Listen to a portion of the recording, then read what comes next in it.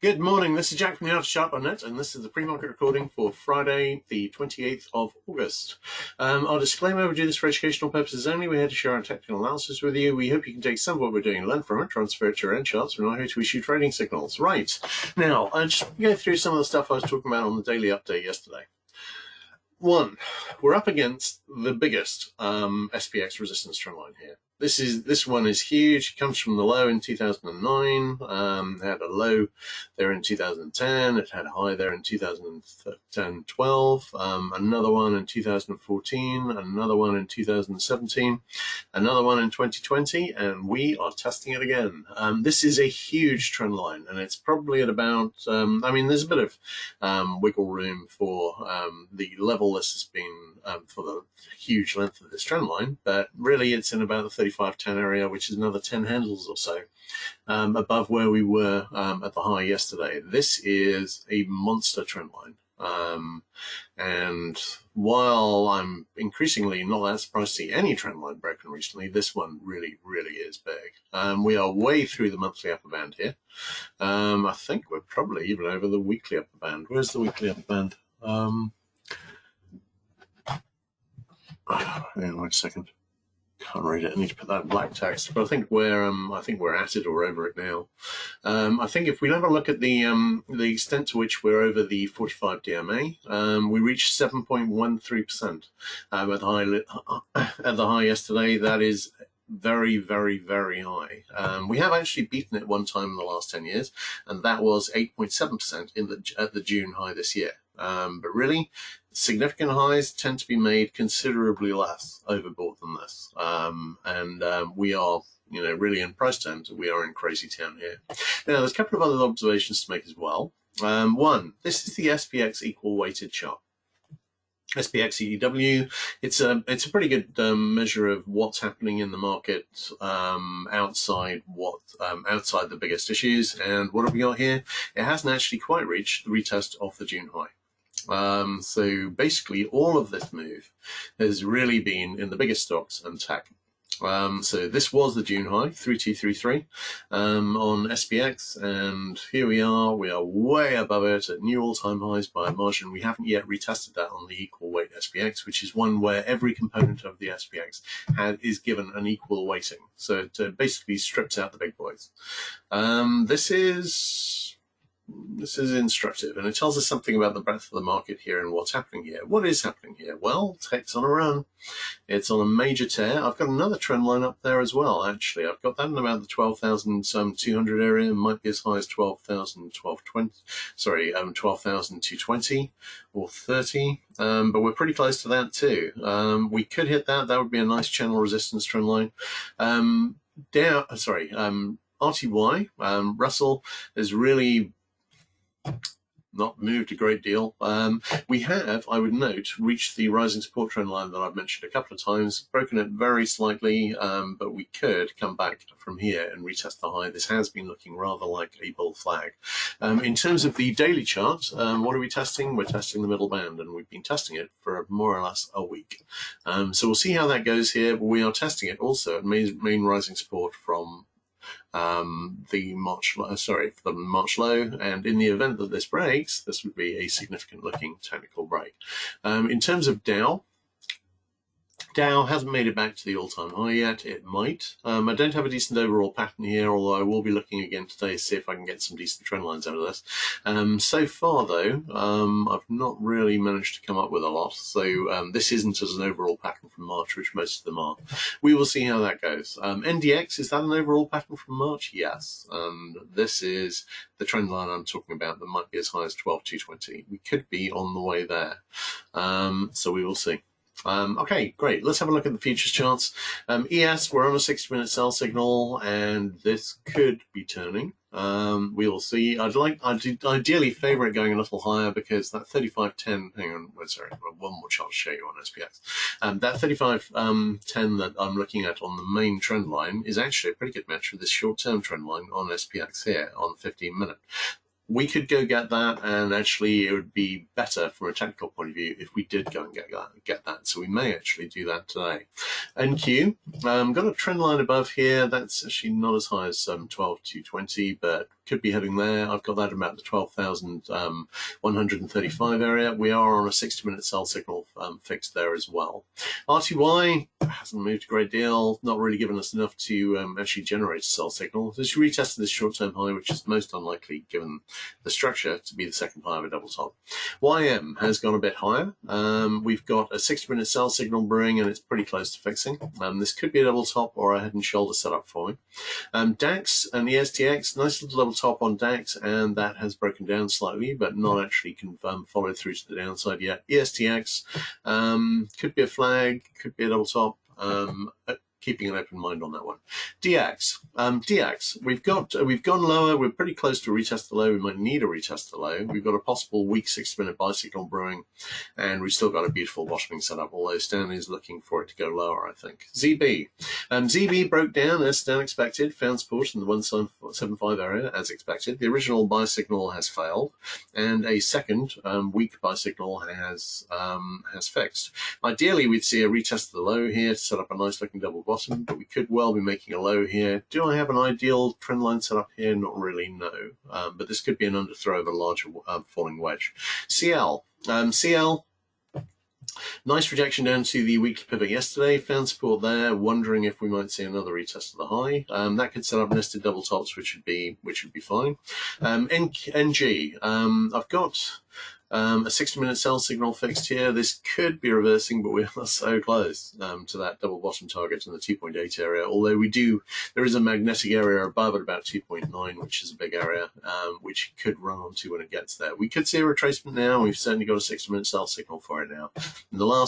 Even though this has been a hell of a run up, we've had of the last 1, 2, 3, 4, 5 sell signals, only one of them failed to make target, which was this one. And then shortly after it failed, it then made the target. That happens sometimes. So is this one going to make target? Very possibly, yes. So I think we maybe will be looking at a retracement here. GC. GC, double bottom, rejected, could be breaking up from the same double bottom, really. That didn't actually, you don't get an invalidation in the same way that you get with an inverted head and shoulders. This could see some more upside. Much depends on what happens on DX. SI, by the way, SI, HG, and ZB are all rolling into December tomorrow. And they'll be the last of the ones to roll until we get DX next, and then all the equity indices in 2 or 3 weeks. Okay, SI, still got a double bottom here that might be breaking up, possible IHS, but it would be oversized. HG, I've been talking about a retest of this high. We're pretty close to a retest of that high. I'm thinking we may well do that today, and we're nicely set up to set up a 60-minute sell signal when we get there. That could well be the second high of a larger nested double top, although I know Stan's not favoring that. USD hasn't made a new high here. There's still a nice looking double top that still hasn't broken down. GBP USD has made a new high. Okay looking double top, no negative divergence. Could turn here if DX turns. USD JPY, nice rejection off this high here. This was a bit high really to be the second high of a double top. Didn't quite retest it in any case. Really waiting for direction on DX. USD CAD is still going lower. We've now done a fairly thorough break of the main support trend line I'd been watching. No current positive divergence. Australian dollar has gone higher, significantly higher. We no longer got a possible weak sell signal brewing. Actually, that fixed before it failed. No current negative divergence. NZUSD has gone higher and has come back and retested this high. This could be a resistance area here. No current negative divergence. KC, I'm still favoring seeing a retest of this high. There's a decent pattern set up for it. This is a nice Janus flag setup. Normally you would see that retest, and we're getting pretty close to it.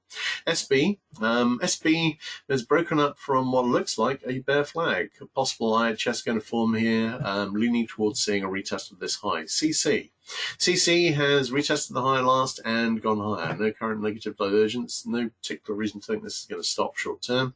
ZW has gone a bit higher, gone over the trend line. Could be close to a bit of negative divergence on the 60-minute. Not seeing a strong reason for it to reverse here, and I'm leaning towards seeing, a retest of this high here at 554 next.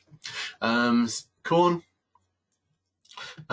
Weak 60-minute sell signal fixed, could be short-term topping action here. Soy, I've got, we had a sell signal fail, we've got another one which is now brewing. I've got a possible resistance trend line up and about the 955 area here, 957 area here, and I'm thinking it may well hit it. We do have negative divergence on the daily chart now. Live cattle has gone lower to the monthly pivot, trying to find support there. No positive divergence at the moment, but that may well be as far as this retracement gets. And lean hogs, nice looking potential double top here, possible 60-minute sell signal brewing, wondering about a reversal. Nice double top support next to week to pivot, although of course that's the only the week to pivot for today, as it is the end of the week. We'll see how that goes, but we could well see a retracement here. Okay, what questions have we got today, guys?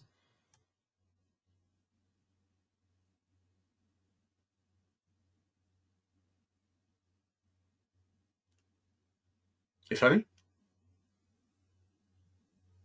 All right, a couple of observations to make.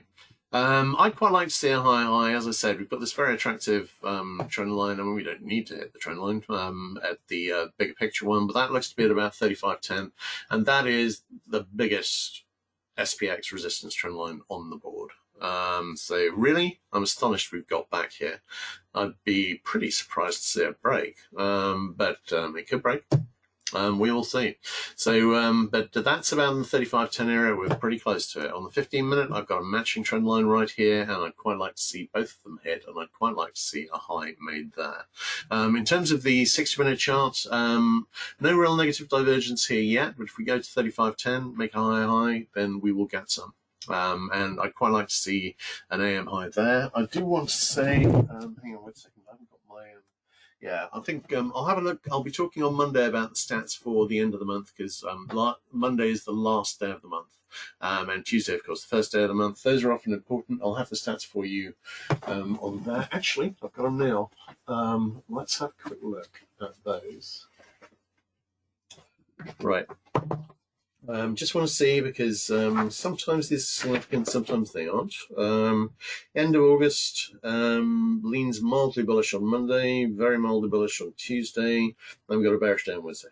Okay, so slightly bearish leaning on Friday as well. Okay, nothing really significant in the stats there, so we will see how it goes. And yeah, pleasure, guys. Have a great weekend. We will see how it goes today. I have to say, what happens if we break this huge trend line on SPX? Well, it could be a bearish overthrow, but wow. That is a massive, massive, massive trend line. It's the biggest one I've got on SPX. I've been watching it for years. You'll note that on here that I've already drawn, we broke through the obvious support trend line here, but if we come back and test it, which basically we're doing now, you redraw the support trend line. So we've now got a huge rising megaphone from here. Are we going to reverse and head back to megaphone support? Well, looking at the overall economy, we should. So whether we will, I don't know. But I'm watching this with interest, because this is a huge, huge, huge trend line, and we are in the early stages of test now. Get up another 10 or 15 handles from here, and we've got a full test, and it'll be very interesting to see what happens there.